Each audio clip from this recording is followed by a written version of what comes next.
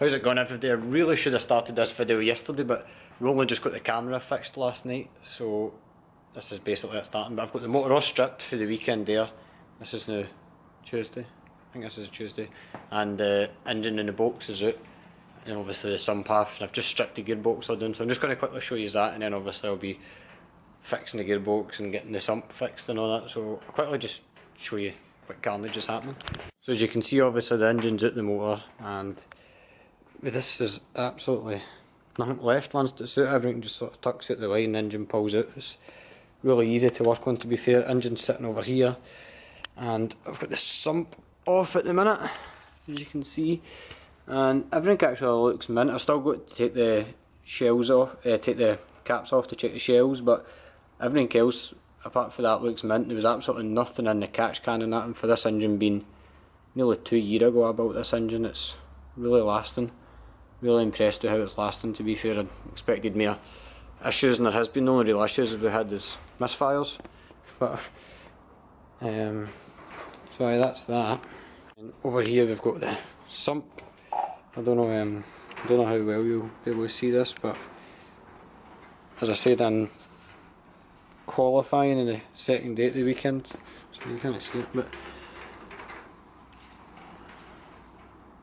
you can see crack through, you can't see it that well, and there's also the same across there. You can't see it well, the camera won't focus on it, but they're cracked. That's obviously been the oil leak.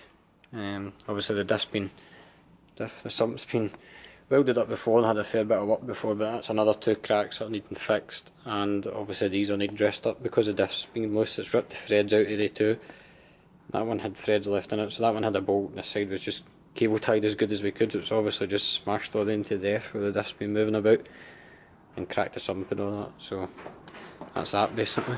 And up on this bench I've got the gearbox all stripped, obviously diff and everything. I really should have filmed all this, but I'll film it going back together, definitely. So the gearbox, I just couldn't get the gearbox into gear whatsoever, and I don't know how well you'll be able to see. I don't know if it'll focus or not, because I didn't focus on the cracks, but the gears all look fine, but the synchros and I don't know if you can see that. I might actually try and take a picture and put the picture in, but the synchros in second, third and fourth are absolutely destroyed. There's barely anything left of them, which would obviously explain the issue we're going into gear. Obviously first and fifth's not so bad.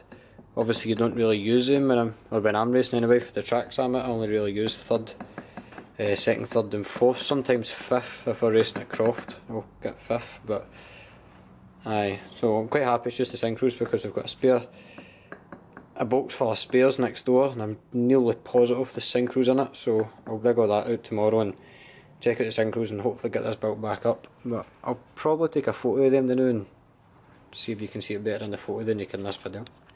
It won't focus, no matter, it won't even focus on me. No matter what I'm doing I can't get it to focus on the synchros, sorry about that.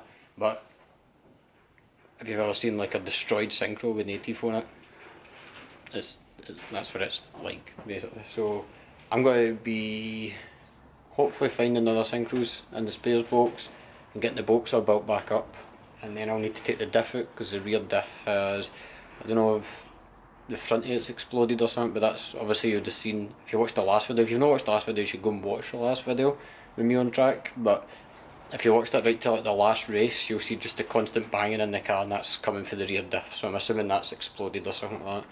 So that'll be the next thing coming out after the box is rebuilt.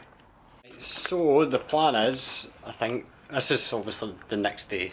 I'm still wearing a red t-shirt, but it's a different red t-shirt. I think I wore a red t-shirt yesterday. But anyway, the plan is I'm just going to pull the rear diff out and have a look at that as well, just so that I know exactly where I'm at really. And also, I was looking for gears and stuff today. I found all the synchros apart from one. The front one that's attached to the input shaft, when it first goes into the box, it's the one piece. I've not got another one of the shafts, it's a big tooth. So I'm going to need to figure something out with that. But apart from that, everything else is there. And so I'm just going to pull the diff out, see what's happening with that. But first I have pizza. So I'm going to eat my pizza and then pull the diff out. And then we'll see what's happening there. You obviously can't see it that well, but my diff's actually really easy to come out because of all the space I've got back here. and with being a square beam, the front bolts are all more accessible.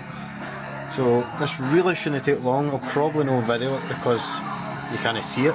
But so that's the diff out. It genuinely I think it only took about 15 minutes to get it out, and that was with two of the drive shaft bolts sticking in. I just cut the heads off them, but as you can see,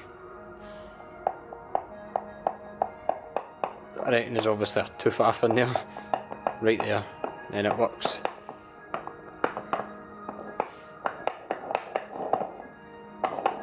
So aye, definitely no good. So we're going to go ahead and just get that stripped, see what's happening in there, and then take it from there, see what we need to get.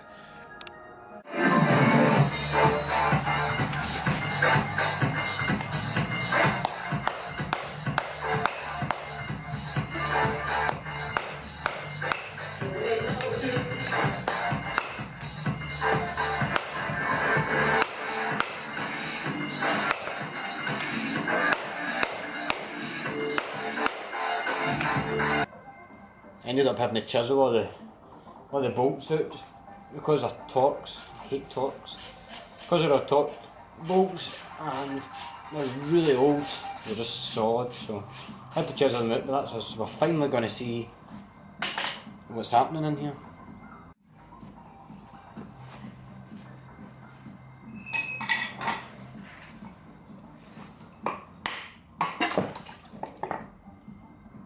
I had to go and grab a torch here because you just couldn't really see it on the camera. But as you can, as you can see, this gear here's got quite a lot of chips with it. And this is obviously,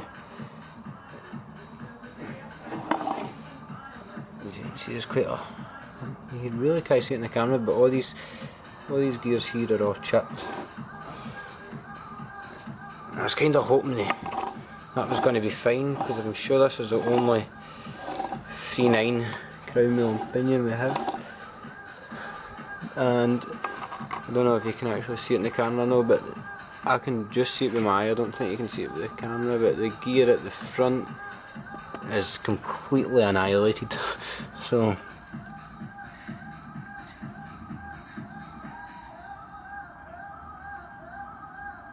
you can't really make it in the camera, but I'm just going to go ahead and get this all bust apart and see exactly what we need, and then I'll probably need to pull out all the diffs we've got to see if we've got enough 3.9 set up, which I'm hoping we have. So last time I looked, I don't think we did. So that's the diff was stripped. I did try and record some of it, but I don't know what happened. I think the camera maybe wasn't turned on or something. But as you can see, that is just.